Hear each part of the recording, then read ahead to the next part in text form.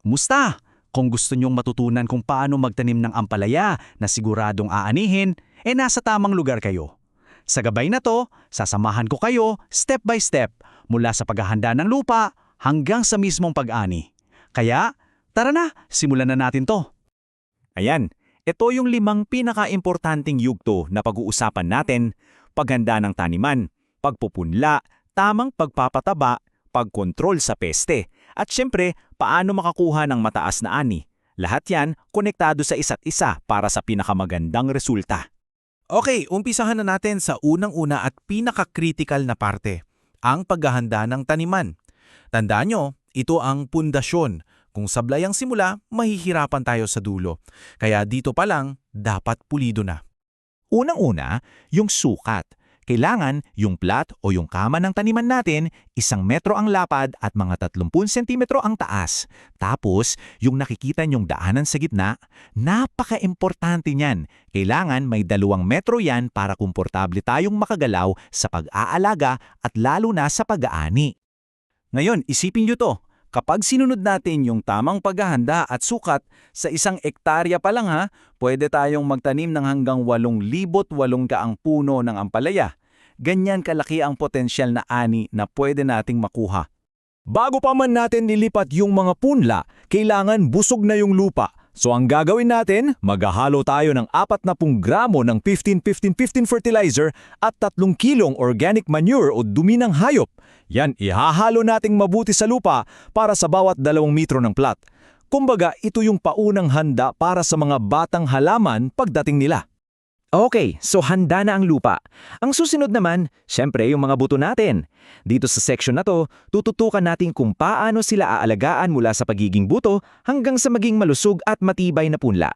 Ito yung sikreto sa magandang punlaan. 3 simpleng step lang. Una, ihalo mo yung lupa, compost at sinunog na ipa o buhangin. Pangalawa, at ito, wag niyong kakalimutan, painitin niyo yung mixture. Para saan? Para ma-sterilize, para mamatay lahat ng pwedeng maging sanhi ng sakit habang baby pa yung halaman. Tapos, ilagay nyo na sa seedling trays. Napakasimple pero napakalaking tulong. Pagdating sa pagdidilig, may simpleng rule. Laging sa umaga magdilig, hindi sa gabi. Bakit kamo? Kasi kung sa gabi ka magdidilig, yung lupa at dahon matagal mananatiling basa at yan yung gustong-gusto ng mga amag at fungi. So para iwas sakit, sa umaga tayo magdilig. Okay, pagkalipas ng mga 8 hanggang 10 araw, hindi natin pwedeng basta-basta isabak yung mga punla sa bukid. Kailangan muna natin silang i-harden o patibayin para yung training Ilabas mo sila sa araw ng paunti-unti for 2 to 3 days para masanay sila sa init at hangin. Pagkatapos niyan, saka pa lang natin sila ililipat sa hapon. Ayan, nakalipat na yung mga punla natin sa kanilang permanenteng tahanan. So tapos na ba? Hindi pa. Dito na papasok yung tamang diet plan o schedule ng pagpapakain sa kanila para masigurong lalaki silang malusog at mamumunga ng sagana. Itim schedule natin. Yung DAT, ibig sabihin yan, days after transplanting. Pansinin nyo, iba-iba yung kombinasyon at dami depende sa edad ng halaman. Sa umpisa, may urea para sa magandang paglaki ng dahon. Habang papalapit na sa pamumunga, may 0060 o potassium na yan para naman sa kalidad ng bunga. Ang susi dito, sundin ang schedule. At eto yung isang pro tip sa technique. Kapag maglalagay ng pataba, huwag direktang sa puno Dapat malapit sa ugat, mga 2.5 sentimetro ang lalim, tapos takpan ng konting lupa para siguradong makakain ng halaman yung nutrisyon at walang masasayang. Oo, sige. Kahit gaano nakalusog yung tanim natin, laging may mga banta. Parang sa buhay lang, di ba? Laging may mga kontrabida. Kaya pag-usapan natin ngayon kung paano natin sila poprotektahan laban sa mga peste at sakit. Ito yung laging tanong, paano nga ba natin iingatan yung ating pinaghirapan? Well, ang sagot dyan ay nasa tamang kombinasyon ng pag-iwas at, kung kailangan, tamang paggamot. Tignan natin kung paano. Sabi nga nila, di ba? Prevention is better than cure. Bago pa tayo gumamit ng kung ano-anong chemical, unahin muna natin to.